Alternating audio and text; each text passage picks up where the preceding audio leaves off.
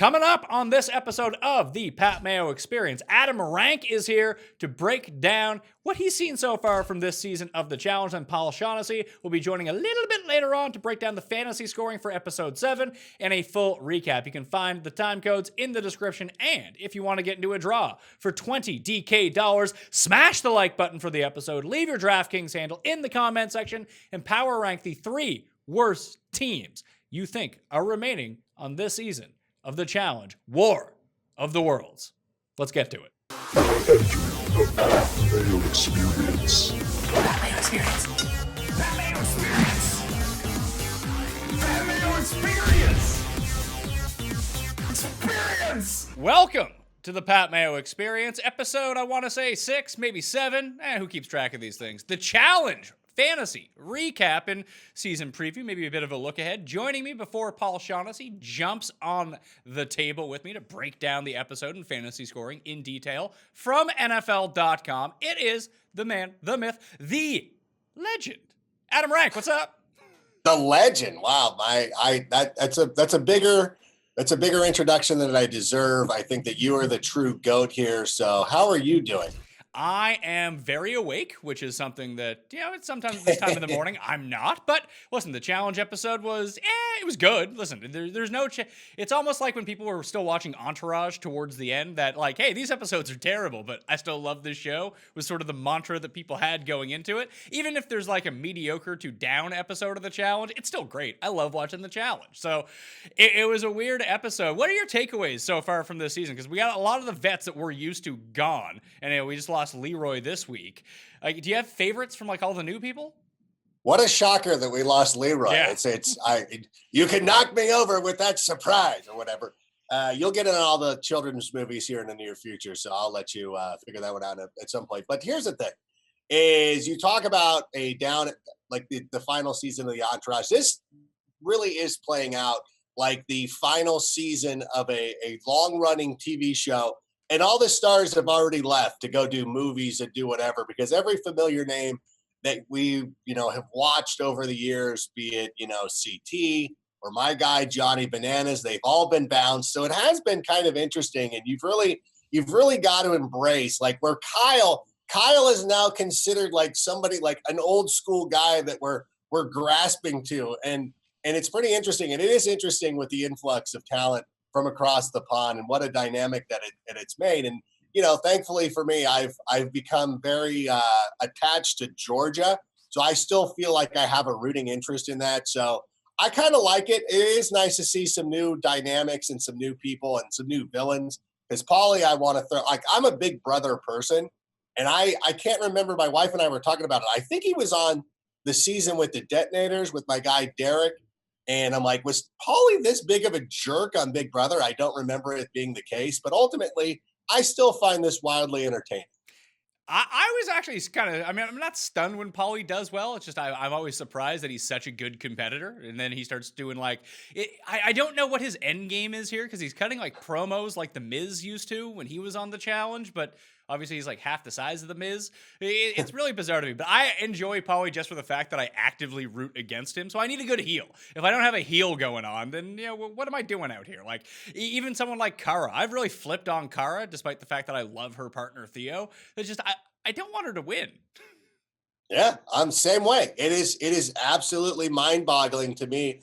A couple of weeks ago when Kyle was on the killing floor, and I was rooting. I couldn't believe that I was standing up and rooting for Kyle. Like I normally would not be in that position, but something about Paulie just, and to his credit, it brings out the best in you or the worst in you or whatever it is. It makes it compelling television.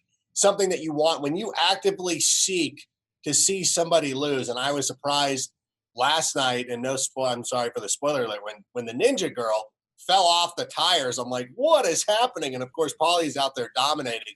And I thought for sure they were going to throw him in and give him a chance to compete. But yeah, it's fun. It is a fun dynamic. And again, I'm with you. I'm kind of curious what he thinks he's going to do at some point. I know that the professional wrestling set, and I'm a huge wrestling guy, we've seen smaller people now in the WWE and of course in the independent scene, and of course the champion of SmackDown is Brian. I was going to say Brian Danielson. That's his old school name, but it's Daniel Bryan. Like these are smaller guys, so maybe Paulie does have it in the back of his mind that he could be a Daniel Bryan type in the WWE, but he's certainly got the mouth for it. It seems. Yeah, the mic skills are very high level here. Off the roof. Yeah. It's almost, I mean, it's sort of like how, when did Bananas make the flip from like unknown guy to bad guy to kind of good guy back to bad guy? Where was that switch at? Because was Bananas ever this annoying, or did I just like Bananas and just kind of covered it up in my mind? I feel like we were kind of attached to him from the start. That if you go back and you watch it through the years, see, this is what it's always a good idea to watch it with your spouse or your boyfriend, girlfriend, whoever it is, because my wife will watch it and be like, "Why do you root for Johnny Bananas of all people? Like, what is this? What is this fascination with him?" Now I have a little bit of a different experience with him because he's from Southern California. He's an Angels fan. Why I'm wearing an Angels hat kind of way. So I kind of have that kind of connection. And I remember one playoff game, Angels Red Sox 2009. I was sitting there and just kind of hanging out. I did a double take. I'm like, Johnny Bananas is sitting right next to us.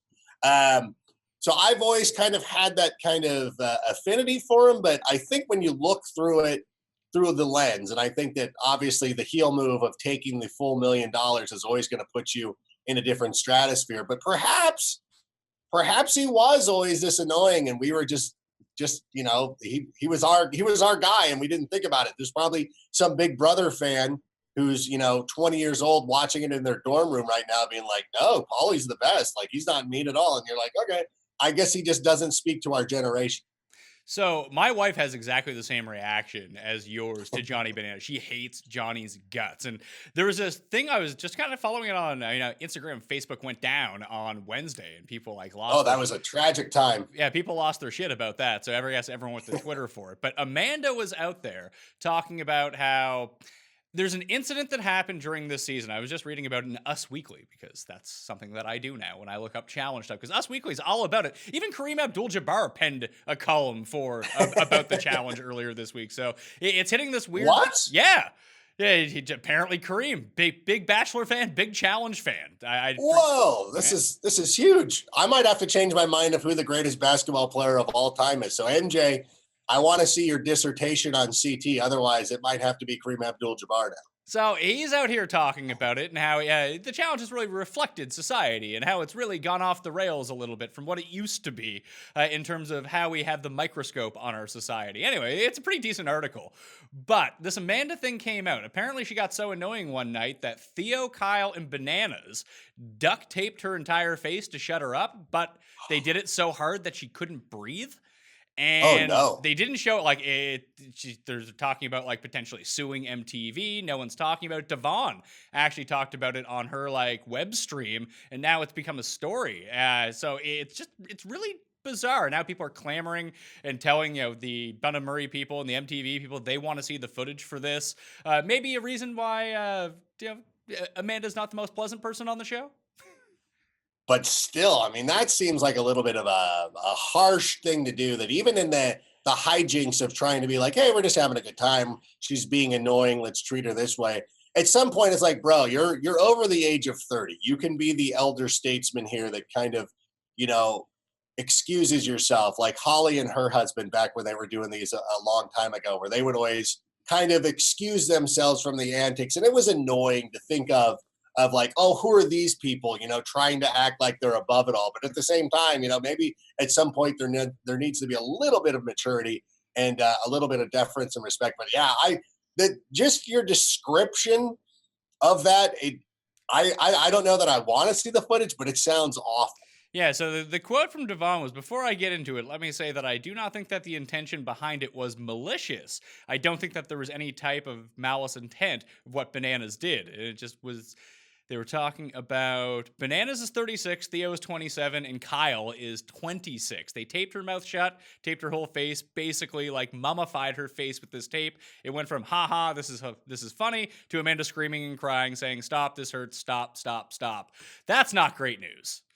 But it seems like they've really whisk this under the, like, if Devon had not come out and talked about this, these ironclad contracts with MTV are so like deep that I don't even think you can sue them if anything happens based on the contract. But I'm just shocked this ever came to see the light of day.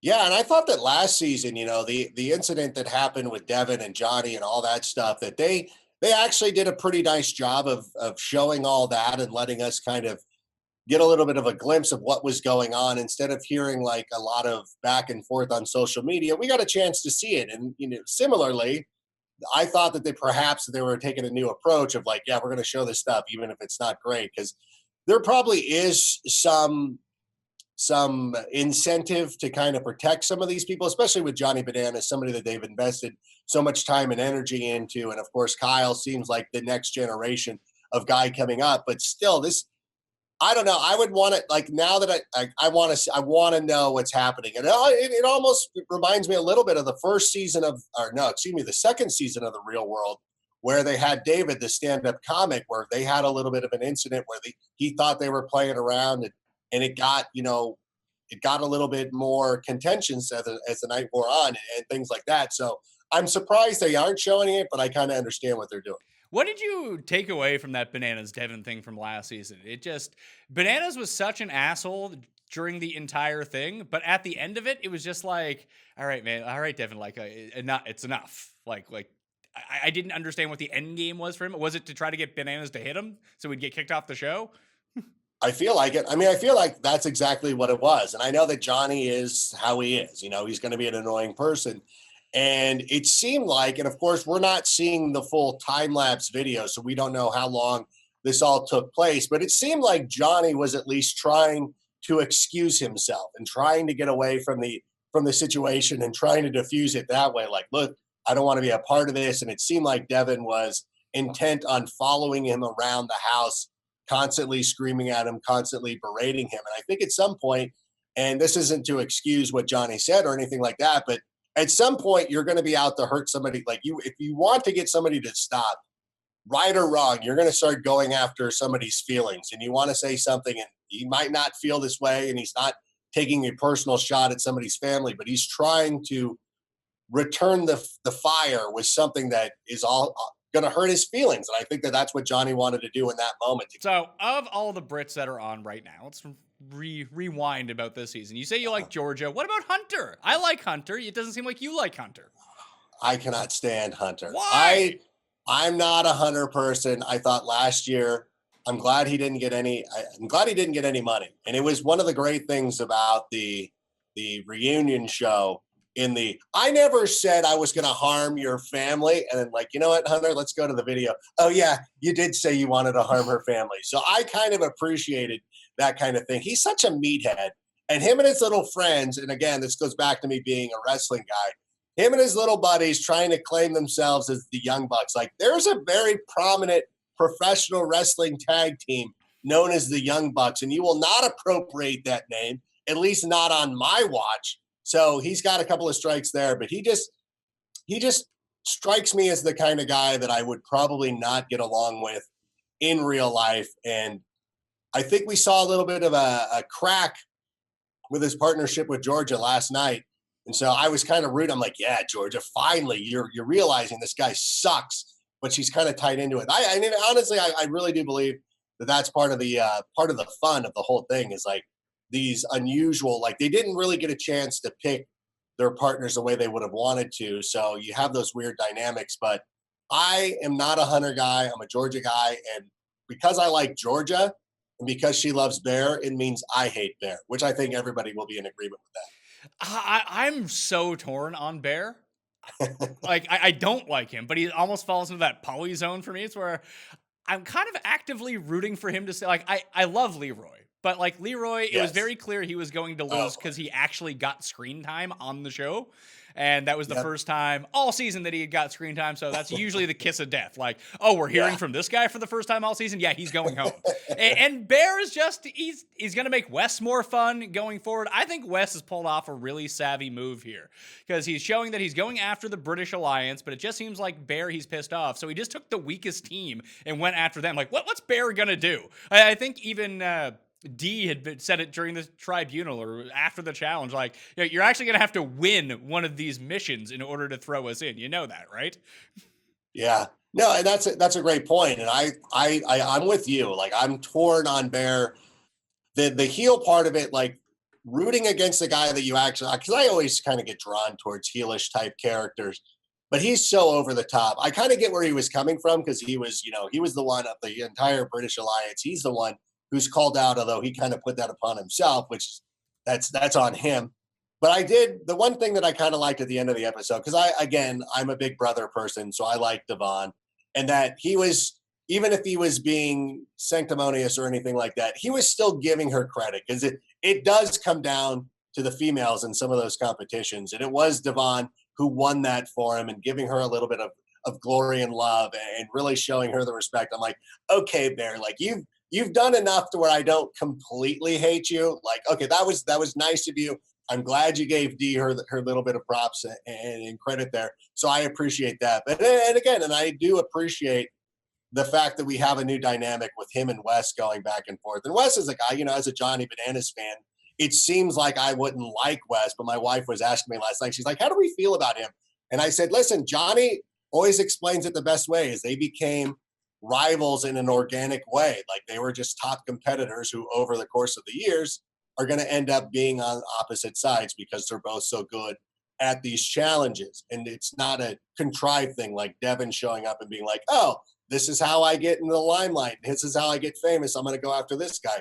These two, Wes, Johnny, have had that rivalry. So I appreciate Wes. And I think, again, he's showing how savvy he is. And I know he likes to talk about how smart he is all the time, but he goes out there and he backs it up. Usually, when people tell you how smart they are, they're not the smartest people going. Although on this show, maybe it's just a bravado thing that how smart do you really need to be the smartest person on the challenge? I think that's always what it comes down to. So yeah, Wes seems like heads and tails above everyone else. Do you have any besides Georgia? Like, are you big on Turbo? Because I'm big on Turbo. Oh yeah, Turbo. I love Turbo, and I love everything about him. I love that he's so supportive of his partner as well. And that's one of the things you kind of look out for. He's being thrown into this situation where he's a reality TV person, but he's coming from a Survivor game. It's not like he's from X on the Beach or anything. Obviously, when you're on reality TV, you do want to be on television. That goes without saying, but he's coming from a skill-based game. And so I think that he brings a little bit of an extra element. And I think the fact that he's got the thick accent and he's just, he's ruggedly handsome. He's got the sweet beard going. Like, it's like, yeah, this is the kind of guy I want to root for. And him and Nani seem like a fun little pair. So, and that's another thing. Like, Hunter, get away from her. Like, don't. Like, you got it. First you pick Georgia, and then you're going for Nani, and stay away. Just go find somebody as repulsive as yourself and hang out with them and leave all these wonderful people alone. What's with Nani and go it seems like such a bizarre match, but I also thought the same thing when Nani was with Kahutta at some point. Maybe there's something with a southern accent that she's all over. She must be. Yeah, she's got a draw to the draw, if you kind of catch my drift. But it's interesting.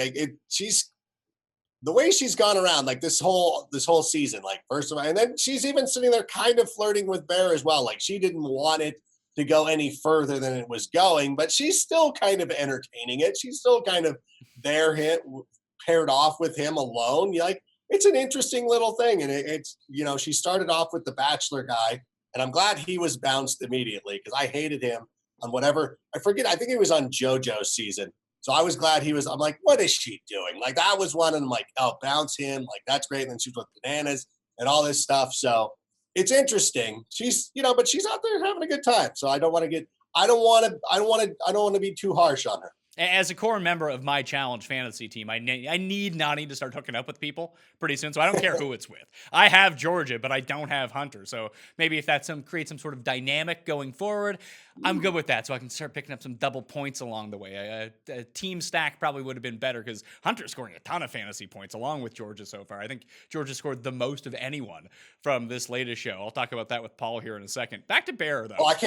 First of all, I can't wait to get into that. But before you get into the Bear, I want to hear about this, but I do want to point out 2 weeks ago when they had the double elimination and there was a possibility for some partnership switches, you know, and obviously Kyle, him and his partner were able to win. And so that kept their team concurrent, or it kept their, like the team stayed together. But I think that it would be fun if we had another one of those double eliminations to where we could have somebody like Turbo and Georgia end up together, which I think is my own fantasy booking.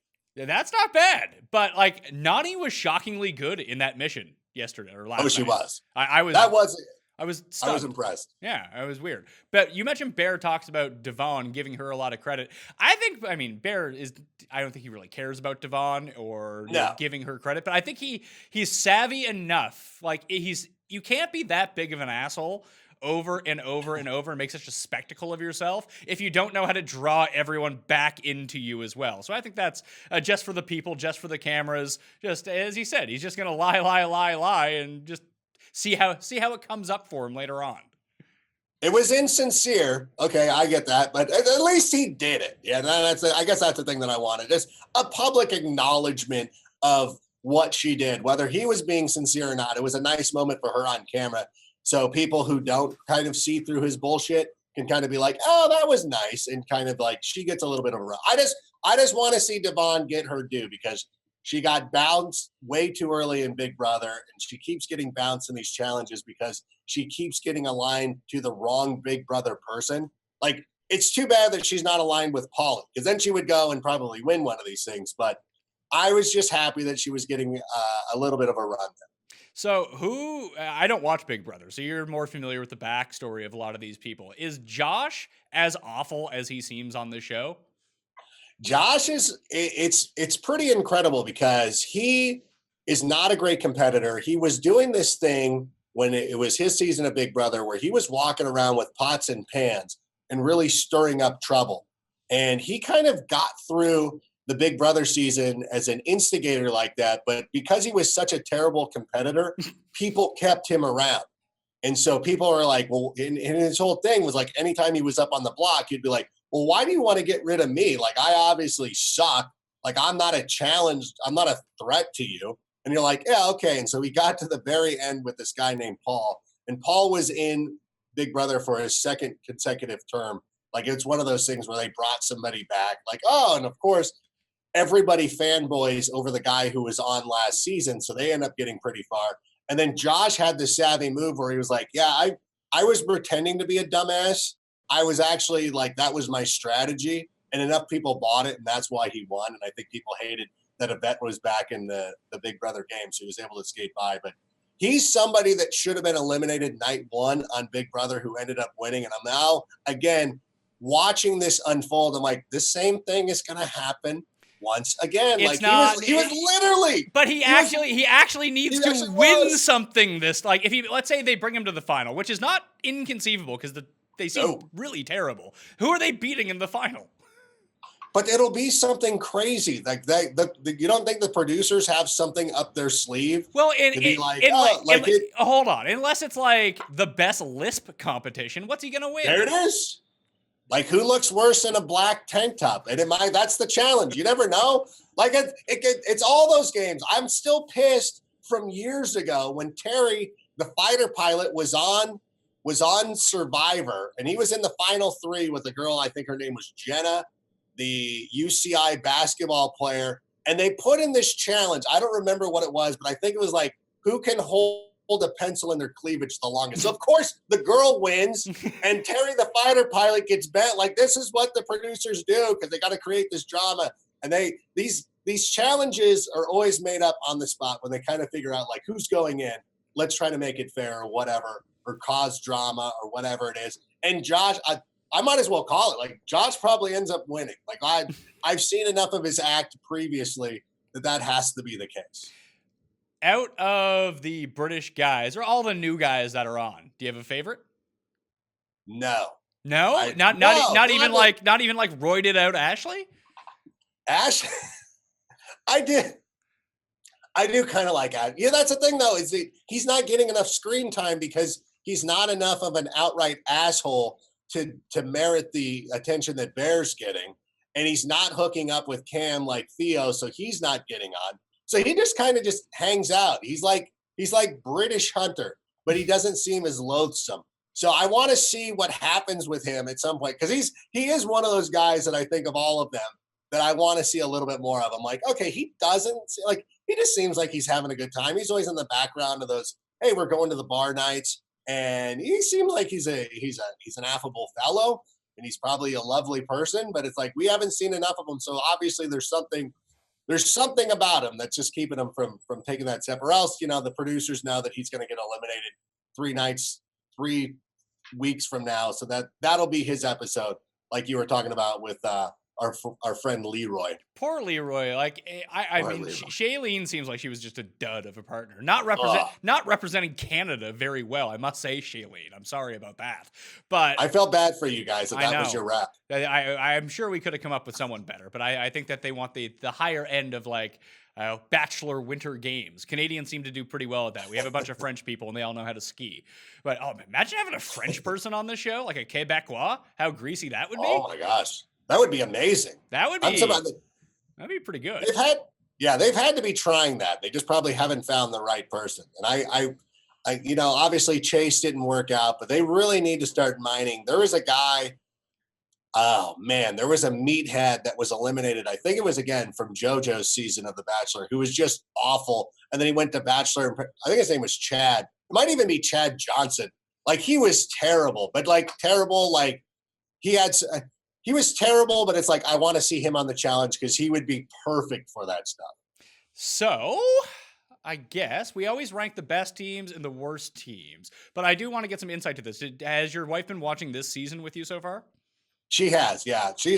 I feel bad because obviously, similar to you, we have a newborn, and so your shows get backed up, and you have to start eliminating some things and whatever. And she's got a nice little backlog of shows that she needs to keep up on. And then now I've brought her into the challenge once again. She thought she was out, 8 years ago, and now she's back into it again. So, unfortunately, with her, she's in and she is watching. So my wife is really big on Gus, who she calls Trash Michael Murray. Does your wife have just a random favorite from this season?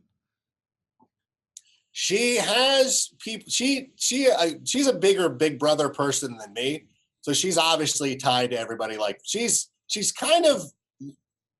torn on Polly, like because again. We were having this conversation last night about, hey, was he? I don't remember him being this rude or anything like that, but she does kind of have a soft spot for Josh for the reason of the big dopey guy who cried his way through a season of Big Brother and ended up winning the whole thing. So she's kind of drawn to those kind of people. She was obviously a big Natalie Mark as well. So there's really nobody. I think she kind of likes Jenna too. I think that she thought that Zach was kind of treating her poorly, and that's one who kind of slides. I always thought that was weird when they were divvying up when they were picking partners, that Jenna lasted so long when they were choosing. I'm like, what do you like, Jen? Like Jenna's there. Why is nobody choosing her? But there really isn't, outside of the Big Brother people, anybody she's drawn to.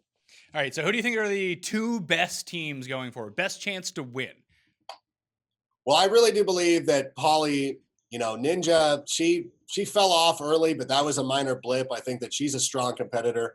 I think that her and Polly are probably the favorites right now to go all the way. And Kyle has shown a lot. Him and his partner have done a really nice job. They're, obviously going to be on the chopping block each and every week. I think at some point he finds a way. He's just one of those players that seems to find a way to make it to the finals. But I think ultimately, if I had to pick one rationally, like I'm watching it, athleticism and everything like that, then Polly and Ninja were going to be the ones who are going to go the furthest. But then again, the Big Brother in me is like, Josh and Amanda have to win, because it just seems so unlikely. Like it just doesn't make. And watch him be the guy who doesn't give Amanda any money. Like that would actually be the most perfect scenario, I think, going forward. Potentially. We'll see about that. I worry about Kyle and Maddie. I worry about Wes and Dee, that they might not have the gas, not necessarily compete a final, but like really contend in a final. I think Turbo and Nani are pretty sneaky here, because it looks like Nani's been getting her cardio up. I know she's like hacking darts with Bear out on the deck. That's fine. As someone who is a smoker myself, I can do some long distance running. hurt you that much as it goes into it, unless you're smoking like a pack a day. And I doubt that they're doing that on the challenge. And it seems like Turbo is like, no matter what the competition is, Turbo's going to be good at it. Yeah, you know what? That's one that was an oversight on my part, because I think that is if you're picking a sleeper team. Obviously, I was sleeping on them, thinking about Kyle, Turbo, and Nani. Nani has really been impressing me. You know, she came on. You know, we hadn't seen her in quite some time, and for her to come out, and I think that this is it's not like a statement, but she really wants to go out there and prove something. And I think that Turbo is one of the better competitors out there, if not one of the best. I think that if he had the mouth like Paulie, we might regard him a little bit more than we are currently. But I think that he's somebody to definitely reckon with. Yeah, God, that's such a great call. Now I feel remiss that I didn't single them out. So we had the bottom 3 teams from last week with Leroy and Shailene on there, Devon and Bear as the other one, and I think it was Gus and Jenna. No, it was Josh and Amanda were the other one. Those are still the 2 layup team. Like, just because Bear and Devon won doesn't mean that they're not still a layup team. They beat one of the other layup teams. Yeah, they're the layup team of the British invasion, and they're going to be the ones who are going to be singled out every time that somebody like Wes wins a challenge or something like that. That is going to be the team that they're going to go after. Once other people figure out, like, you got to start breaking up the Brits, Bear and Devon are going to be the ones who are going to be targeted heavily. All right. Adam Rank, check him out on NFL Network and at Adam Rank on Twitter, where I'm pretty sure you don't talk about football. You just talk about the challenge and Big Brother 24/7. That's it. Maybe some Angels baseball, some wrestling, and every once in a while I'll throw in a crack about football. All right, we're going to recap the challenge fantasy scoring coming up right after this. Joining me on the desk will be the Mel Kiper of fantasy reality TV breakdowns. It is Paul Shaughnessy. Stay tuned. Welcome back to the Pat Mayo Experience. Joining me in studio to break down the fantasy scoring for episode 6, it is the man who always joins me to break down these episodes. It's Paul Shaughnessy. What's happening? Nothing much. Thumbs up, thumbs down for the episode? I liked it. I liked it. One, I really enjoyed Bear and Kyle. They're just proving themselves to be awesome television. Like, I like disliking them. And like, You dislike Kyle? no, Bear is probably more in line with that I like disliking Bear. Kyle's just fun. I don't know. He's just like he's just smiling. He's always like got an angle. He's trying to cause some sort of drama, but like keep his name clear. He's like one of those kind of weaselly kind of. So like I dislike him in a way because he's a weasel, but like he's entertaining for television. Yeah, he scored some fantasy points this week too. So the number 1 fantasy score for the week was Georgia, 92 points. I was surprised because it was the Bear show. It was. Bear was actually 3rd. Wes had 82 points. Bear 78. Hunter 51. D 48. Cam 47. Kyle 47. So good week for my team. Finally, I needed some D and Wes points to go on, and it finally happened. Yeah, it wasn't a good one for my team. No, because Paulie didn't score a million points again. Yeah, Ninja getting launched on the first one. That was a big time shocker. Was that like the biggest upset of the season? Her not winning that or being the best of all the female She's competitors? like, well, especially when she sells it the way she did. She's like, basically, I just jump from tire to tire. Like, that's basically my job. And then she completely, like, Nani put on a clinic. It was shocking. Nani did better than Turbo. I know. I can't believe Turbo did poorly. Poor Turbo. He's just like, I tried to grab the thing and it's just gone. I'm just like, yeah. He doesn't like losing, though. I appreciated that. Yeah, Turbo. He'll come back harder next time. He'll be fine. Turbo's a good competitor all around, I think. Not going to score you any other periphery points, though. No, that's something you're going to have to look out for moving forward in other seasons. Like, unless he wins. Unless he's winning the whole enchilada. Like, he's not a great fantasy player. So where do you want to go with this? Anything that stood out to you from the episode besides Bear being good television? Kyle and Bear just entertain. Kyle, when I really enjoy in the tribunal, just his joy and glee for being up there. Like when Paulie walks in, he's just like, I think you know why I put you in. And Paulie's just like, we're just going to put each other in. Like, Kyle was just so happy and thrilled to be up there looking down on Paulie. Like, I really enjoyed the whole dynamic of it. Do you think it's a mistake not to throw Ninja and Polly in every chance that you get? Because this has always happened with like the banana situation from like 4 or 5 years ago. Be like, hey, we could throw Johnny in. It's like, now's not the time to throw Johnny in. He's probably going to win. Isn't the move just continuously throw the people you need to be gone in until they might just lose? I think there's enough threats in the house that I don't think you can say that Paulie and Ninja are far and away the best team. Sure, but of all the Like Paulie got through, he got 10 on that challenge, and Ninja got 0. I guess so. Like if she just put up even an average performance there, they run away with that competition. I guess so right. I think that they're like the most balanced team by far. Paulie was the free square though. Yeah. At this point, we'll Paulie see. was the free square. I mean, you're big on gloating before the season ends. What if he's out next episode? He won't be out. Maybe he will be. Come on. Maybe Bear will beat him. Well, Bear's such a great competitor now. Don't mess with Bear. I can beat Shailene and Leroy. That was ridiculous. Just like, are you not hurt? Like he's going so aggressive with it. And it's just Wes is right in what he was saying up there. Like, I would have killed you. Like if we went in, my team would have absolutely like they're watching it probably for hours, going like, oh my god, this is insufferable.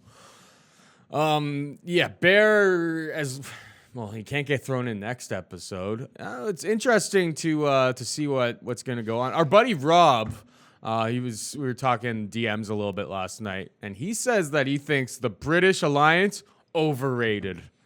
What do you mean overrated? He said that it's not really a thing. They're all going to disband. There's not many of them. They're on board with it. Well, they're going to have to disband because there's only going to be British people left here. That's what I was kind of thinking. So it kind of worked. I just don't get how Bear can talk Devon into throwing in like her two friends, Leroy and Shailene, into an elimination, yet none of the British people are on the table. That's so crazy. Because you have to think that Devon and Bear are probably like low totem pole for British Alliance, right? They are the weakest link in the British Alliance for sure, but the other people in the British Alliance are probably like, this is the team we're going to keep around until the Final Four, and then we'll throw them in type of thing. I think we're going to see a situation, I mentioned this to Rank, that Wes, I think, has made a very good strategic move picking on that team in particular from the British Alliance, knowing that they're not good, they're not going to win, and they're not going to vote you in. What type of threat are they, really? And you get a situation, too, where if, let's say, the British Alliance comes at Wes and D to throw them in, let's say, next episode. They won't have the relic. Let's say they don't make the tribunal. They get thrown in. It's a really easy call out for Wes and D to call out Bear and Devon and just kill them. Well, you can't do it next episode. Next episode, but eventually if that ends up happening, like that's a very clear target. No one's going to be mad that you called them out because there's already an established rivalry there. And you've establishing a rivalry with a really weak team is super savvy on Wes's part. It's 100% the move that you have to do. It's when you see, like Paulie with Kyle and Maddie, like that one just. I know it's personal. It's personal, but it's like it's a bad strategy because like we saw last night, like Kyle may not get the recognition that he gets. Like he's not that bad. He's pretty good. Like doing that, like you could tell last night he knew that he was in trouble if he had to go in, and he dug deep and he got through. I was impressed by Kyle. I think Kyle was the star of the show. Last night's episode. He would win your MVP for the episode? For the episode, Kyle was the... or Bear. Well, Bear in terms of... He's just so easy to hate. I think he may be a legit sociopath. Like, I know that a lot of it may be an act, I think it's all an act. I think he's just good at this act. Because he's very compelling. I'm interested. I don't know. Because, like, he has a lot of tendencies of... He's very charming. Sociopaths and, like, psychopaths tend to be pretty charming. That's how they, like, kind of bring you into their fold. I don't know. A lot of things. It's whether the question is like when the camera's not on, is he completely different? He's just a normal dude. He probably is. That's like the big thing is like he's so good at like his in-house persona and the way that he acts is so much different than the confessional persona where he's completely honest. Yeah. It's a really good trait to have for a reality TV person. Yeah. That's true. So I'm big on that. Cam and Theo getting some points there. Yeah, not enough though. Yeah, not enough. Theo only Where is the coitus points? No one's Why fucking. is no one's fucking? That can't be true. They're just not catching it. Or they're trying to. They're really going. Like you should be getting Georgia coitus points at this point. Like her and Bear are shacking up. Maybe I don't know. Maybe this Nani thing is a real thing. Nah, it feels. He grabbed the relic right at the end of the episode and he says, "Wear this in bed tonight. It turns me on." Maybe he's gonna get both of them. Maybe Nani and Hunter will actually start hooking up. I just don't see it. She seemed, yeah. Do you think that the Bear and Nani thing is a real thing, or do you just think that they're Sig friends? I think Nani's trying to align with all of the British people?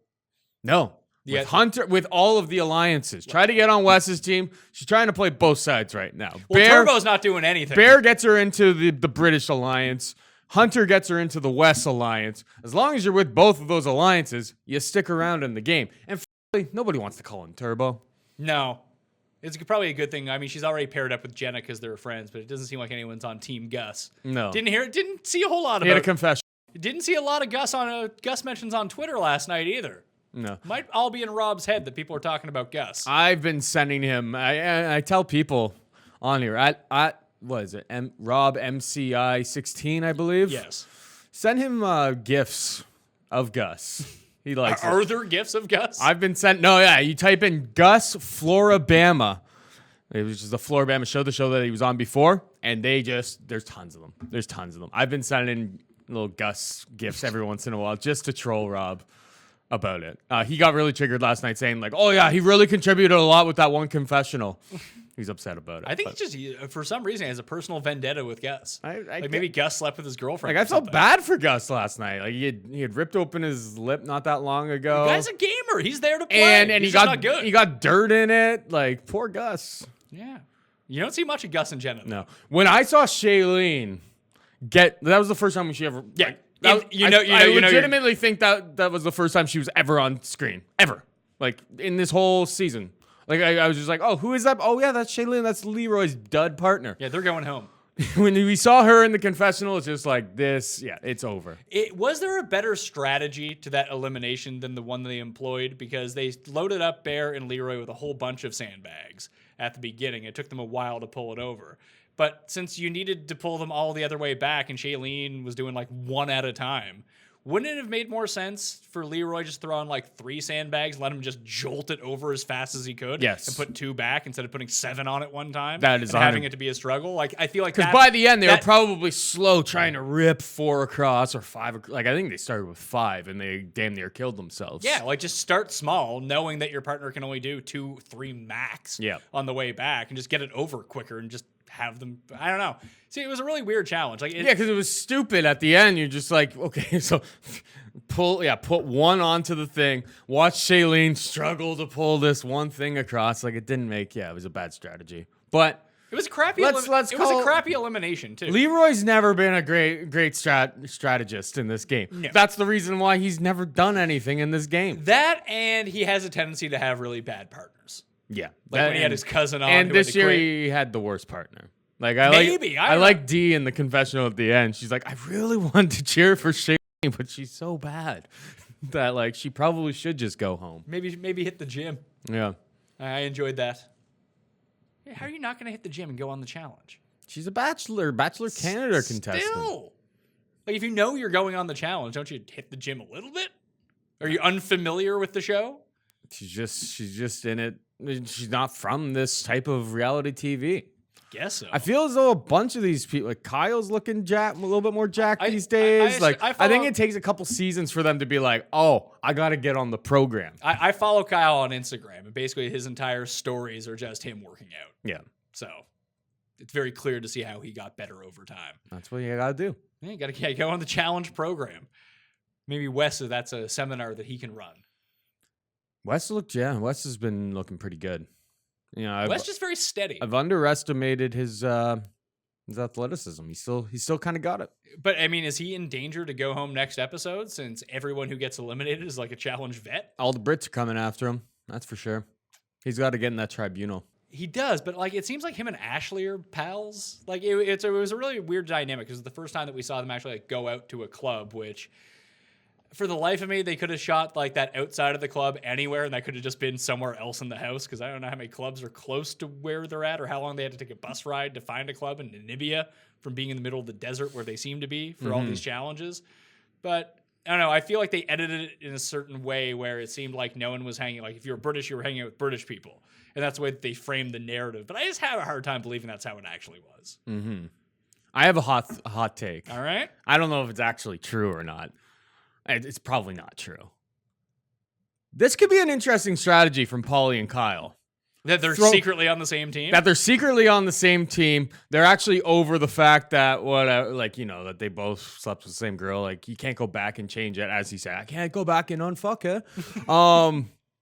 If you just keep throwing, like, they're not gaining any enemies with any other teams in the house. The only enemies that they have are the two of them. Just keep voting. Like, people have these burn votes and the throwaway votes. Make it seem like it's something personal, so you keep throwing in the same person. You're not making enemies with anybody else, so that they're less inclined, at least, to throw you in at the end. That's a hot take. That's very savvy. I don't know if they're savvy enough to do it, but like Paulie and Kyle watching it go, watching them at the tribunal this time around, like, because it was just so casual. Well, this is why I think that the whole thing is a work. Like, yeah. That they're just putting it on for the cameras. Yeah. And eventually they're just like, ah. They maybe they started with it as personal, and as they've went on, they've probably been like, you know what, this is good. We're not making any enemies. Like, just keep throwing in each other. We seem to have an understanding that I'm gonna throw in you, you're gonna throw in me, but everyone else is happy with us. Like, those groups don't have any problems with any. Cara Maria's getting in trouble with other people, pissing other people off, but like, all those people are gone now. Paulie and Ninja, no, not really. Like, I guess Bear, they had a bit of a thing with Bear, but not so much Paulie with Bear, more Ninja with Bear. But again, like, picking a fight with Bear is like the person that you want to pick a fight with because they're on a crappy team. For sure. Like, this is a strategy. I don't know if they're employing that strategy, but this should be a strategy that you could go into a next season if they ever had this type of same format, which they won't, because it's a challenge and they change up the format every single year. I really like this format for the show. I do. I've enjoyed the season in general. Yeah, it's been really good. Yep. So if you want to get into a draw for $20 DK, remember to hit the like button for the episode, leave your DraftKings handle in the comment section, and power rank your 3 worst teams that remain.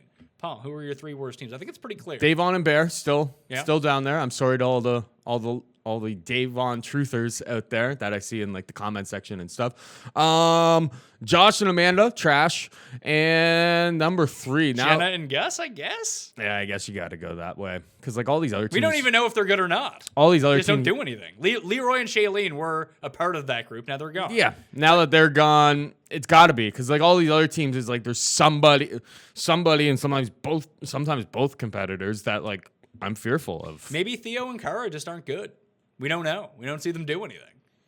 I assume that they're good. It's hard to think that they're not good. I would assume that they're really good, but I don't know. Yeah. Cara hasn't had a great season. She hasn't really done much. She hasn't done anything. I mean, she's just too distracted by Kyle being there. Or just maybe she's just fucking Paulie everywhere like she said she was, and they're just not showing it. Oh, God. Give me the points. Yeah, Jenna and Gus. I feel like Gus is not someone who's going to quit. He could be a TJ favorite. He might not be good. We don't know. But quitting doesn't seem like it's in his DNA. I agree.